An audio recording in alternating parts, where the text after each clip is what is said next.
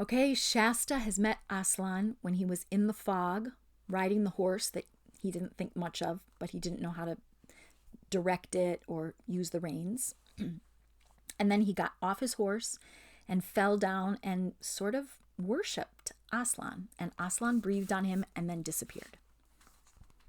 Number 12. Chapter 12. Shasta in Narnia. That's the chapter title. Was it all a dream? Wondered Shasta. But it couldn't have been a dream, for there in the grass before him he saw the deep, large print of the lion's right front paw. It took one's breath away to think of the weight that could make a footprint like that, but there was something more remarkable than the size about it. As he looked at it, water had already filled the bottom of it. Soon it was full to the brim, and then it was overflowing, and a little stream was running downhill past him over the grass. Shasta stooped and drank, a very long drink, and then he dipped his face in and splashed his head. If he could dip his face into that paw print. It was huge. It was extremely cold and clear as glass, and it refreshed him very, very much. After that, he stood up, shaking the water out of his ears and flinging the wet hair back from his forehead, and he began to take stock of his surroundings. Apparently, it was still very early morning. The sun had only just risen, and it had risen out of the forests, which he saw low down and far away on his right.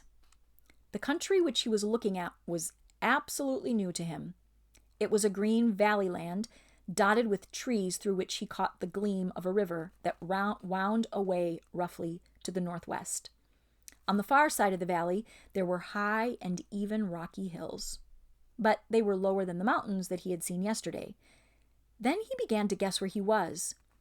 He turned and looked behind him and saw that the slope on which he was standing belonged to a range of far higher mountains. I see, said Shasta to himself. Those are the big mountains between Archenland and Narnia. I was on the other side of them yesterday. I must have come through the pass in the night. What luck that I hit it. At least, it wasn't luck at all, really. It was him. And now I'm in Narnia. He turned and unsaddled his horse and took off its bridle. Though you are a perfectly horrid horse, he said. It took no notice of this remark and immediately began eating grass. That horse had a very low opinion of Shasta. I wish I could eat grass, thought Shasta. It's no good going back to Anvard, it'll all be besieged. I'd better get lower down into the valley and see if I can get anything to eat. So he went on downhill. The thick dew was cruelly cold to his bare feet, till he came into a wood. There was a kind of track running through it, and he had not followed this for many minutes when he heard a thick and rather wheezy voice saying to him, "Good morning, neighbor." Shasta looked round eagerly to find the speaker, and presently he saw a small, prickly person with a dark face who had just come out from among the trees. At least it was small for a person, but very big indeed for a hedgehog, which was what it was. Look at him. Isn't he cute? He is huge for a hedgehog. Hedgehogs sometimes fit in your hand, like right here. That guy is enormous. "Good morning," said Shasta, "but I'm not a neighbor. In fact, I'm a stranger in these parts."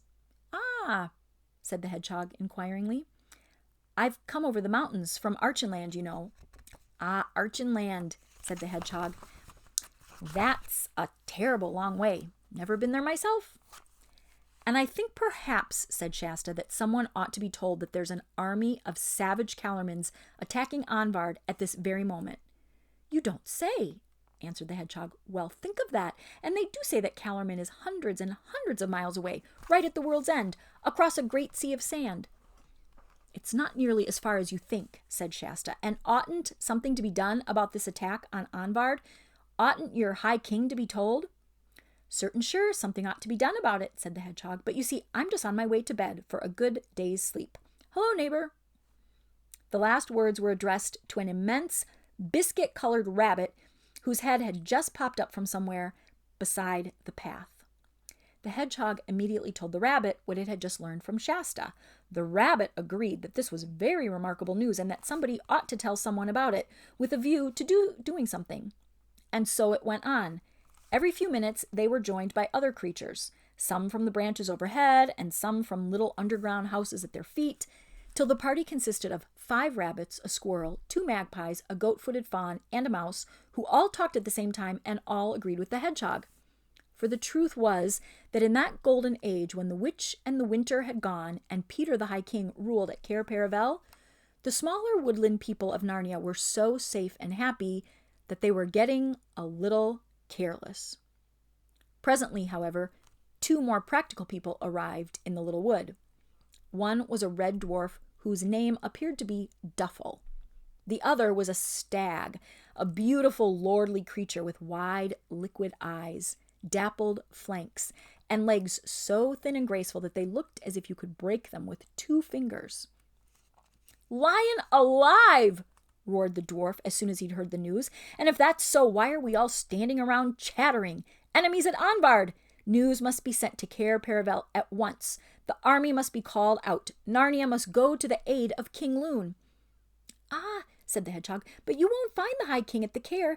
He's away to the north, trouncing those giants. And talking of giants, neighbors, that puts me in mind—" "Who will take our message?" interrupted the dwarf. "Anyone here got more speed than me?" "I've got speed," said the stag. "What's my message? How many Calormans?" 200 under Prince Rabadash, and—" But the stag was already away, all 4 legs off the ground at once, and in a moment its white stern had disappeared among the remoter trees. "Wonder where he's going," said a rabbit. "He won't find the High King at Cair Paravel, you know." "He'll find Queen Lucy," said Duffel, "and then— Hello, what's wrong with the human? It looks pretty green."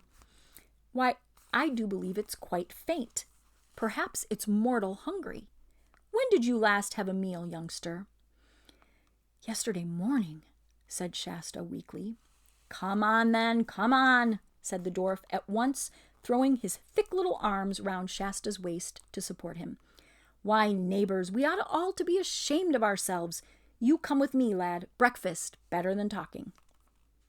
With a great deal of bustle, muttering reproaches to itself, the dwarf half led and half supported Shasta at a great speed further into the wood and a little downhill. It was a longer walk than Shasta wanted at that moment, and his legs had begun to feel very shaky before they came out from the trees onto bare hillside. There, they found a little house with a smoking chimney and an open door, and as they came to the doorway, Duffel called out, "Hey, brothers, a visitor for breakfast!" And immediately, mixed with a sizzling sound, there came to Shasta a simply delightful smell. It was one that he'd never smelled in his life before, but I hope you have. It was, in fact, the smell of bacon and eggs and mushrooms, all frying in a pan together. "Mind your head, lad," said Duffel a moment too late, for Shasta had already bashed his forehead against the low lintel of the door. "Now," continued the dwarf, "sit you down. The table's a bit low for you, but then the stool's low too. That's right. And here's porridge, and here's a jug of cream, and here's a spoon." It's kind of like when Caspian was in the woods and got lost, remember? And then who found him? Trumpkin, Nickabrick, and Truffle Hunter. And he went down into where the dwarfs lived and had delicious food like this. By the time Shasta had finished his porridge, the dwarf's 2 brothers, whose names were Rogan and Bricklethumb, were putting the dish of bacon and eggs and mushrooms and the coffee pot and the hot milk and the toast on the table. It was all new and wonderful to Shasta, for Calorman food is quite different. He didn't even know what the slices of brown stuff were, for he had never seen toast before. And he didn't know what the yellow soft thing they smeared on the toast was, because in Calorman you nearly always get oil instead of butter. And the house itself was quite different from the dark, frowsty, fish-smelling hut of Arshish, and from the pillared and carpeted halls in the palaces of Tashbaan. The roof was very low, and everything was made of wood, and there was a cuckoo clock, and a red and white checkered tablecloth, and a bowl of wild flowers, and little curtains on the thick-paned windows. It kind of sounds like Snow White and the Seven Dwarfs a little bit. Oh, we should probably talk about that. Because C.S. Lewis did not like the way that they did the dwarfs in Snow White and the Seven Dwarfs. Because they made them just like these little they're supposed to be burly and tough and fighters, and I got a little sidetracked, sorry. It was also rather troublesome having to use dwarf cups and plates and knives and forks. This meant that the helpings were very small, but then there were a great many helpings, so that Shasta's plate or cup was being filled every moment. And every moment the dwarfs themselves were saying, "Butter, please," or "Another cup of coffee," or "I'd like a few more mushrooms," or "What about frying another egg or so?" And when at last they had all eaten as much as they possibly could, the three dwarfs drew lots for who would do the washing up, and Rogan was the unlucky one. Then Duffel and Bricklethumb took Shasta outside to a bench which ran against the cottage wall, and they all stretched out their legs and gave a great sigh of contentment, and the two dwarfs lit their pipes. The dew was off the grass now, and the sun was warm. Indeed, if there hadn't been a light breeze, it would have been too hot. "Now, stranger," said Duffel, "I'll show you the lie of the land. You can see nearly all of South Narnia from here, and we're rather proud of the view. Right away on your left, beyond those near hills, you can just see the western mountains, and that round hill away on your right is called the Hill of the Stone Table. We know about that. Just beyond," but at that moment he was interrupted by a snore from Shasta, who, what with his long night's journey and his excellent breakfast, had gone fast asleep. The kindly dwarfs, as soon as they noticed this, began making signs to each other not to wake him, and indeed they did so much whispering and nodding and getting up and tiptoeing away that they certainly would have waked him if he had been less tired. He slept pretty well nearly all day, but he woke up in time for supper. The beds in that house were all too small for him, but they made him a fine bed of heather on the floor, and he never stirred or dreamed all night long. Next morning, they had just finished breakfast when they heard a shrill, exciting sound from outside. "Trumpets!"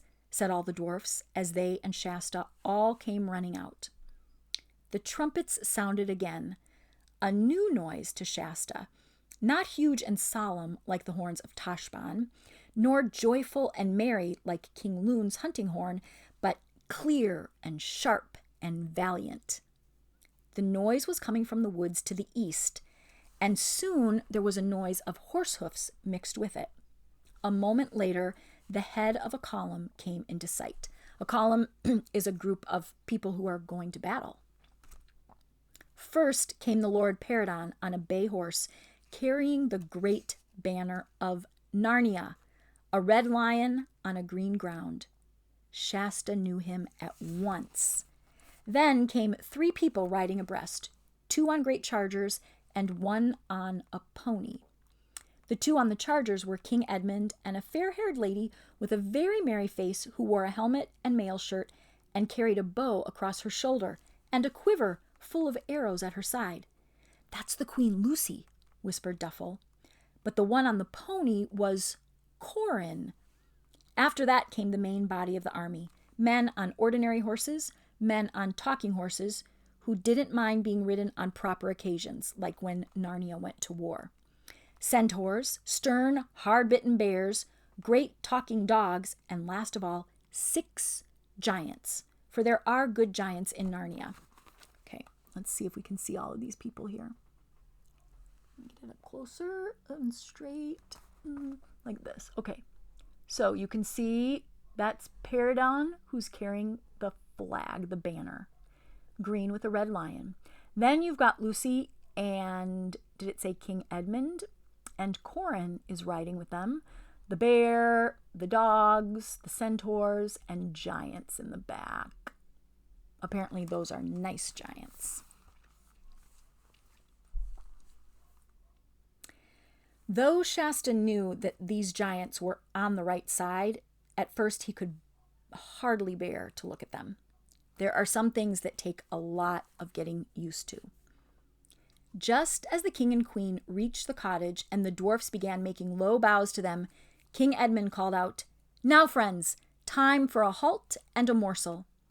And at once there was a great bustle of people dismounting and haversacks being opened and conversation beginning, when Corin came running up to Shasta and seized both his hands and cried, "What, you here? So you have got through all right. I am glad. Now we shall have some sport. And isn't it luck? We only got into the harbor at Cair Paravel yesterday morning, and the very first person who met us was Shirvey the stag with this news of an attack on Anbard. Don't you think—" "Who is your highness's friend?" said King Edmund, who had just got off his horse. "Don't you see, sire?" said Corin. "It's my double, the boy you mistook for me at Tashbaan." "Why, so he is your double!" exclaimed Queen Lucy. She hadn't been there, so she hadn't met him. "As like as two twins. This is a marvelous thing." "Please, your majesty," said Shasta to King Edmund, "I was no traitor. Really, I wasn't. And I couldn't help hearing your plans, but I'd never have dreamed of telling them to your enemies." "I know now that you were no traitor, boy," said King Edmund, laying his hand on Shasta's head. "But if you would not be taken for one, another time try not to hear what's meant for other ears. But all's well." And it's a good thing he did hear, because that's how they knew how to get across the desert. After that, there was so much bustle and talk and coming and going that Shasta for a few minutes lost sight of Corin and Edmund and Lucy. But Corin was the sort of boy whom one is sure to hear of pretty soon. And it wasn't very long before Shasta heard King Edmund saying in a loud voice, "By the lion's mane, Prince, this is too much. Will your highness never be better? You are more of a heart's scald than our whole army together. I'd as lief have a regiment of hornets in my command as you." Shasta wormed his way through the crowd, and there saw Edmund looking very angry indeed, Corin looking a little ashamed of himself, and a strange dwarf sitting on the ground making faces. A couple of fawns had apparently just been helping it out of its armor. "If I had but my cordial with me," Queen Lucy was saying, "I could soon mend this. But the High King has so strictly charged me not to carry it commonly to the wars, and to keep it only for great extremities." What had happened was this. As soon as Corin had spoken to Shasta, Corin's elbow had been plucked by a dwarf in the army who was called Thornbutt. "What is it, Thornbutt?" Corin had said. "Your Royal Highness," said the dwarf, drawing him aside, "our march today will bring us through the pass and right to your royal father's castle. We may be in battle before night." "I know," said Corin. "Isn't it splendid?" "Splendid or not," said Thornbutt, "I have the strictest orders from King Edmund to see to it that your highness is not in the fight." I almost said hornet. "You will be allowed to see it, and that's treat enough for your highness's little years." "Oh, what nonsense!" Corin burst out. "Of course I'm going to fight. Why, the Queen Lucy's going to be with the archers." "The Queen's Grace will do as she pleases," said Thornbutt, "but you are in my charge. Either I must have your solemn and princely word that you'll keep your pony beside mine, not half a neck ahead, till I give your highness leave to depart, or else, it is his majesty's word, we must go with our wrists tied together like two prisoners." "I'll knock you down if you try to bind me," said Corin. "I'd like to see your highness do it," said the dwarf. Well, that was quite enough for a boy like Corin, and in a second he and the dwarf were at it, hammer and tongs. It would have been an even match, for though Corin had longer arms and more height, the dwarf was older and tougher. But it was never fought out. That's the worst of fights on a rough hillside. For by very bad luck, Thornbutt trod on a loose stone, came flat down on his nose, and found that when he tried to get up, that he had sprained his ankle.